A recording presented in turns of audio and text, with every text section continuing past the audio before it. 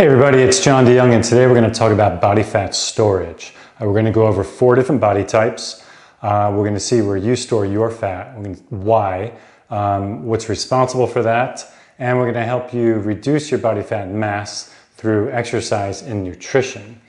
Where we store fat in our body is really reveals a lot about our hormonal profile. So it's really important to lose body fat mass, because if you see a doctor and they give you hormonal correction, but what happens is if you don't lose body fat mass also, you're just shifting that fat around your body. So 50% of where we store our body fat is genetically predetermined. So now you see what's under your control and what isn't.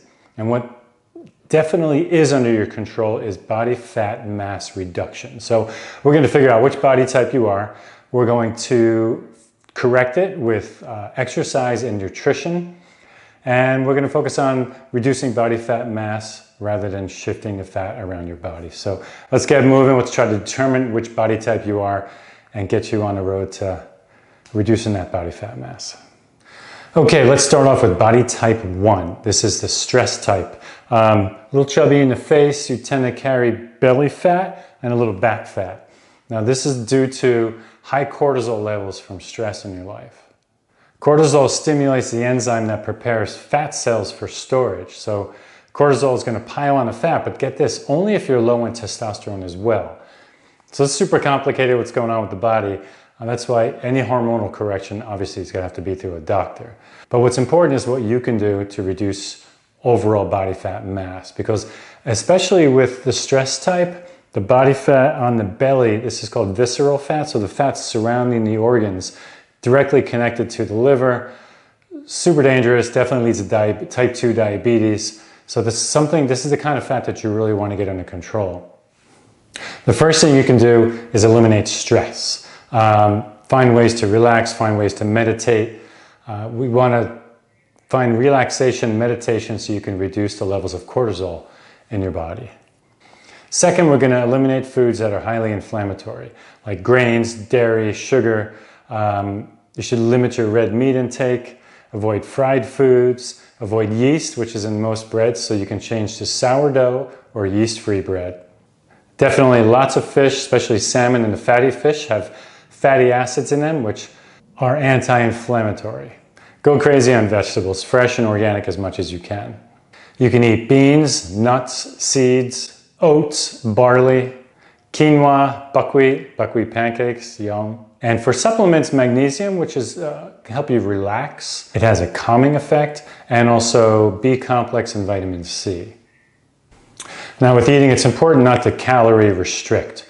Your body is going to go into shutdown mode, holding onto that fat. So let's be smart with your food. And also with exercise, don't over-exercise, don't overdo it. That's going to add stress to your life, or to your body, I should say. And that's going to increase cortisol release. You can do something called HIIT, which is high intensity interval training. It's short bursts followed by a nice passive recovery. You can do it on the elliptical, you could do it on a treadmill. I really want you to turn the resistance up hard. You're going to get only about a 30-second, 40-second interval. That's going to do enough damage to the muscle. We want to gain lean muscle. We want to break down fat. So HIIT training is really good for this type of body type. And as far as resistance go, we don't want like a boot camp style. We want you, again, doing a nice burst, 10 to 12 reps, make the weight resistance difficult, get a nice recovery. Maybe combine 3 to 4 exercises in a given day. The cardio resistance, the cardio HIIT training, you want to do 2 to 3 times a week. You can do it on the same days as resistance, but again, don't overtrain. We're going to hit about 3 to 4 body parts a day, 3 to 4 exercises, a push-pull. Again, not doing a lot of reps, not doing a lot of sweating. You just want to hit it hard, recover. Hit it hard, recover. The resistance is what's going to cut down on the body fat mass. So adding lean muscle and carrying that around is going to increase your furnace and start burning that stored fat. Moving on to body type 2, this is estrogen type. You're going to store fat in your hips, in your butt, in your thighs. Also, a good indication of elevated estrogen would be during childbearing years. Your PMS symptoms are super strong. For active women, keeping estrogen at the right levels is the difference between fit and flabby.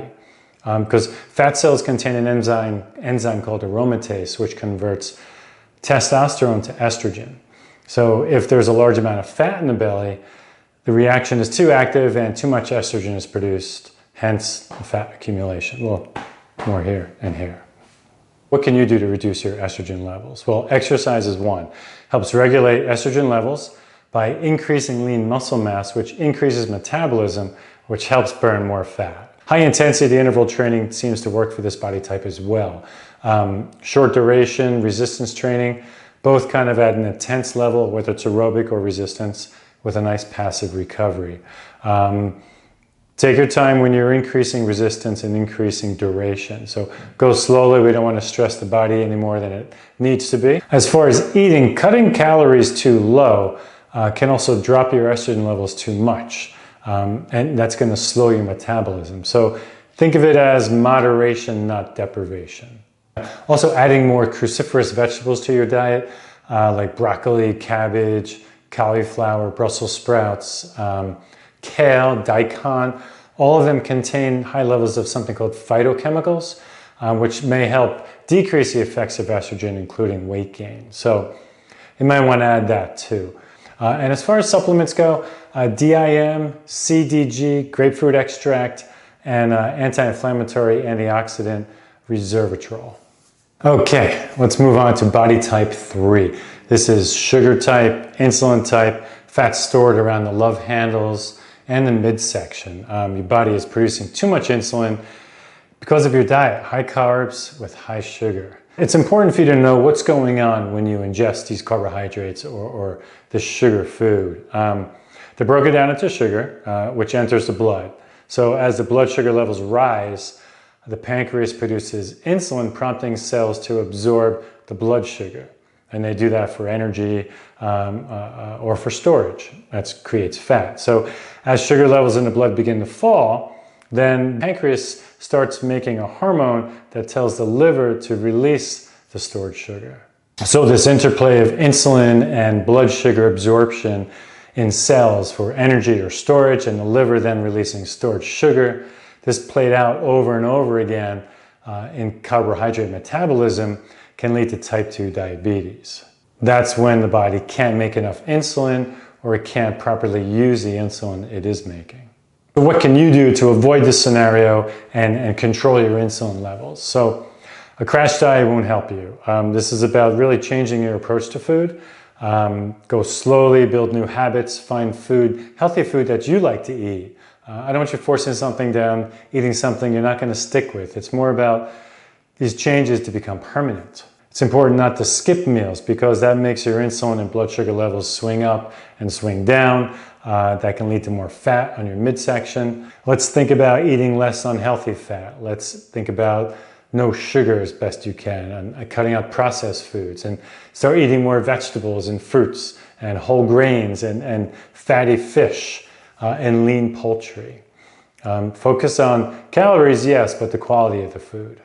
Increase more fiber through beans, broccolis, lentils, oatmeal. They're all rich in fiber, and 50 grams or more a day will help balance your blood sugar. Also, low-fat dairy can help lower insulin resistance. So low-fat dairy, okay? As far as exercise go, again, HIIT training, the high-intensity interval training, is really great for this body type. It helps regulate your blood sugar.